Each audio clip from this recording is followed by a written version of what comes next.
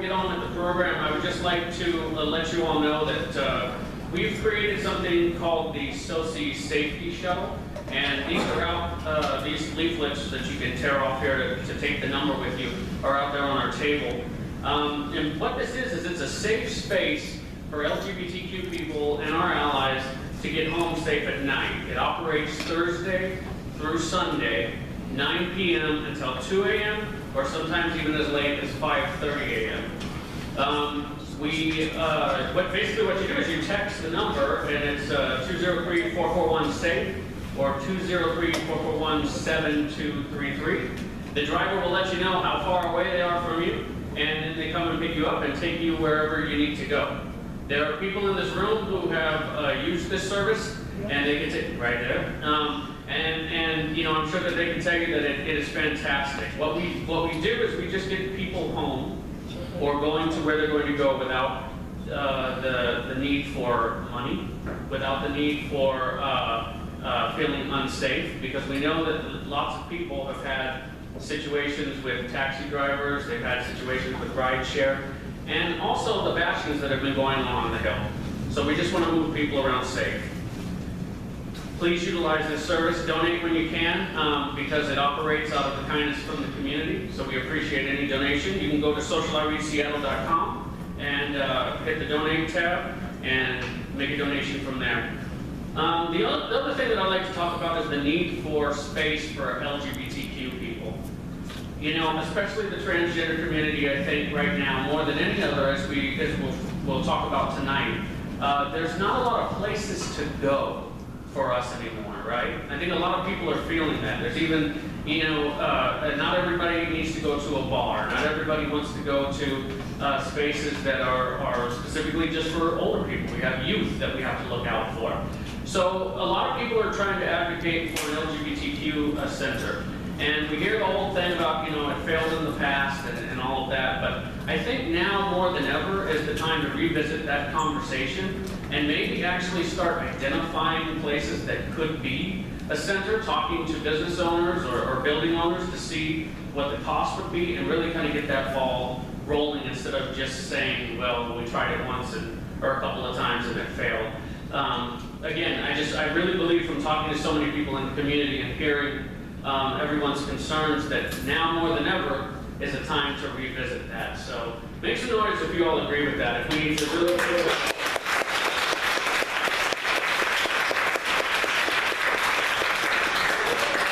whatever happens here tonight this is not the end. So as we move forward, just keep that in mind about a center and reach out to Echo, who will be in contact with everybody that said on Facebook that they would come here. And if you sign up with anybody, I'm sure we'll get back to you. Let's really get some action items out of tonight. I think that's one of the biggest things also. We don't want to just come together and talk without leaving here without some action items. So with that, I'll turn it over to Doug from Echo. Thank you, Shaun. Thank you. A big thank you for actually taking Echo, Zoe, my cohort. And Echo is under the wing of SoSea, so they saved us the problem of having to start a whole new nonprofit from scratch, and we do appreciate that. And also our thanks to the mayor of the city of Seattle, the Office for Civil Rights, the Seattle LGBT Commission, Seattle Women's Commission, and Seattle Human Rights Commission for your sponsorship. It's very important to us. And also special thanks to our American Sign Language interpreter, Linda Burgess, and all our guest panelists here tonight. Thank you. A round of applause.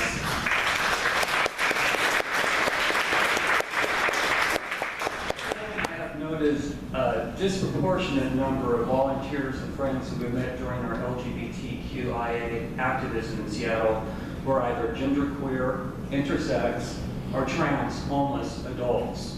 Seeing the daily challenges these friends faced led us to create Equality Coalition for Housing and Opportunity, since we realized that even in the progressive community of Seattle, transgender homeless adults have much support, but little refuge. We think that is because our community has not made our case adequately with the authorities in order for us to address this disparity. Part of the problem is we just don't have the numbers. We need the demographics on the Seattle metropolitan LGBTIQ population, both house and homeless. We will not truly know who and how to address this within our institutions if we don't know where people who are most vulnerable, very special needs for accommodations, are gathering. We simply just don't know where the population is in order to convince our policymakers that we need these services, we need housing, and that it needs to be geared towards the transgender community specifically. That's what we're talking about tonight. They are not likely to do so unless they are required to do so. And so we are calling upon the city council and the mayor to actually attach some strings to the funding and say that if you are, in fact, getting this grant to service this population, show us a report, show us how many people you helped, and that way we can look at it and see if it was effective and if it actually helped. We commend such services and nonprofits such as Peace in the Streets for Kids and for Kids in the Streets, and the one I count, who actually have stepped up and started counting us so that we're no longer invisible. At this, I'd like to introduce Zoe.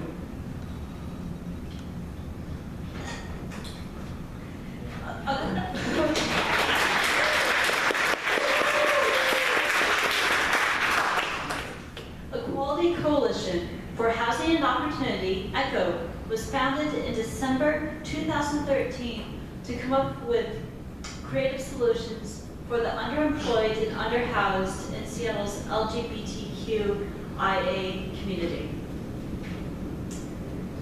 We came out of connections made at Gender Justice League, an allyship focus group at PSKS, and the Homelessness Task Force at Equal Rights Washington. With co-founders Linus Bellena and Anders McConaughey and many volunteers, our hope tonight is to spark a conversation that leads to significant gains in access to shelter for the LGBTQIA community in Seattle and in our region.